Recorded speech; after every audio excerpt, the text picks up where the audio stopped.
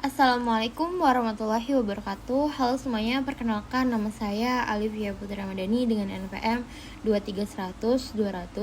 Jadi pada kesempatan kali ini saya akan mempresentasikan hasil tugas saya mengenai analisis website penjualan elektronik.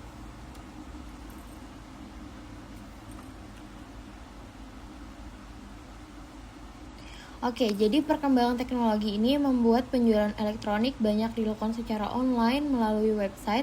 Namun, masih banyak website penjualan elektronik yang memiliki kendala seperti pengelolaan stok yang tidak teratur, proses pemesanan yang lambat, dan tampilan website yang kurang menarik.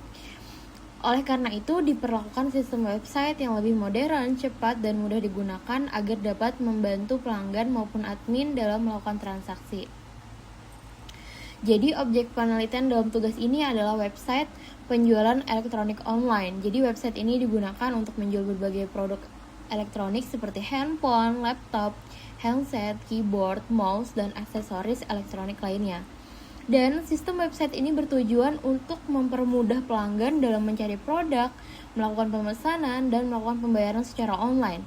Selain itu, website juga membantu admin dalam mengelola data produk, stok barang, transaksi penjualan, serta pembuatan laporan penjualan secara otomatis agar proses bisnis menjadi lebih efektif dan efisien. Oke, identifikasi masalahnya yang pertama itu pelanggan kesulitan mencari produk. Yang kedua, informasi stok barang sering tidak sesuai. Yang ketiga, proses pemesanan itu masih manual. Yang keempat, konfirmasi pembayarannya membutuhkan waktu yang lama. Dan yang terakhir, yang kelima, admin kesulitan membuat laporan penjualan. Dan solusi sistemnya yaitu membuat website penjualan elektronik dengan fitur login dan registrasi pengguna, pencarian produk, keranjang belanja, checkout online, update stok otomatis, konfirmasi pembayarannya yang cepat, laporan penjualan otomatis. Jadi tujuan pembuatan sistemnya ini yang pertama mempermudah pelanggan membeli produk. Yang kedua, mempercepat proses transaksi. Yang ketiga, membantu admin mengelola data produk. Yang keempat, mengurangi kesalahan pencatatan stok. Yang kelima atau yang terakhir, membuat laporan penjualan lebih cepat dan akurat. Yang pertama itu SDLC Planning. Nah, pada tahap ini dilakukan menentukan tujuan sistem, mengidentifikasi masalah, menentukan kebutuhan pengguna, menentukan fitur websitenya. Jadi hasilnya ini tuh rencana pembuatan website penjualan elektronik. Yang kedua, SDLC Analysis. Analisis dilakukan ini terhadap kebutuhan pengguna, kebutuhan pelanggan, kebutuhan admin, proses transaksi, pengelolaan data produk. Jadi hasilnya sistemnya itu harus mudah digunakan dan otomatis. Yang ketiga ada SDLC Design.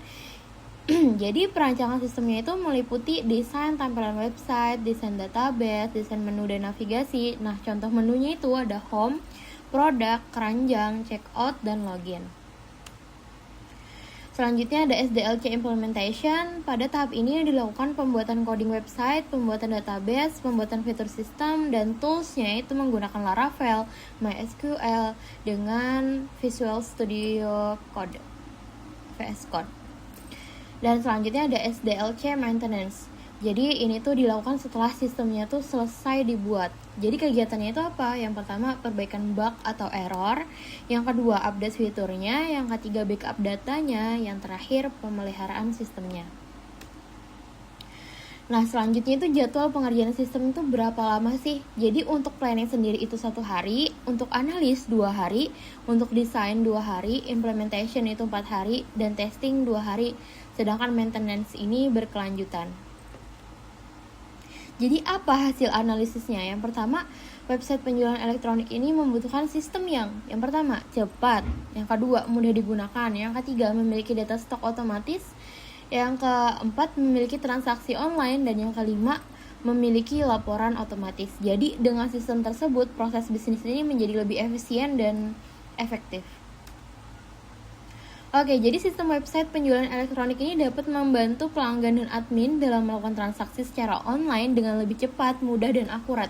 Nah, penerapan SDLC ini membantu proses pemuatan sistem menjadi lebih terstruktur dan terorganisir. Baik, itu saja yang dapat saya sampaikan. Salah hilap mohon maaf. Wassalamualaikum warahmatullahi wabarakatuh.